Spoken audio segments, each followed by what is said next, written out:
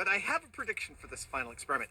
I think that when all is said and done, it's going to prove that Jamie was wrong and that the fans were actually right. That when these two cars hit at 50, they're going to look like the car that hit the wall at 50, not the one that hit the wall at 100. And Jamie agrees.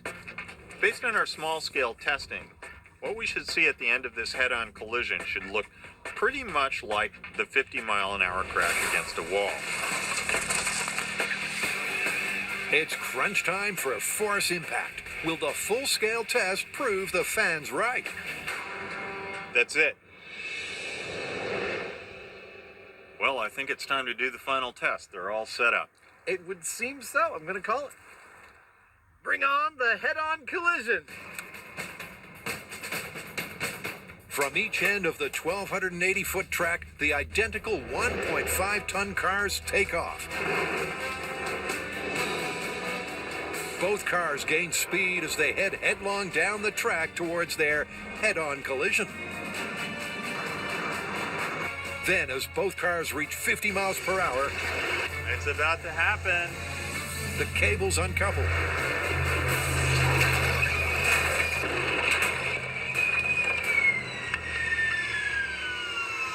That was spectacular. What can you say? What can you say? That breathtaking finale is the final piece of their physics puzzle.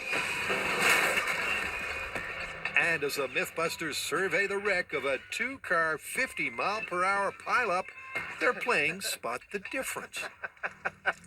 There's a windshield between them.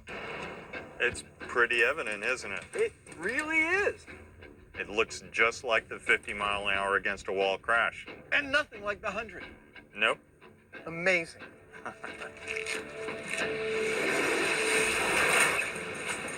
This tells me the whole story. I don't need to see the accelerometer data or anything. These two cars, which hit each other at 50 miles an hour, look exactly like the car we smacked into the wall at 50 miles an hour. That tells me everything I need to know. Everything you need to know.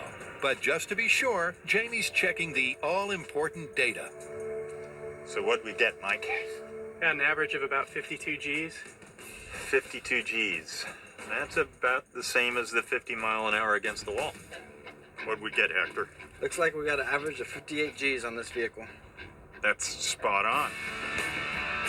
Well, the figures are in.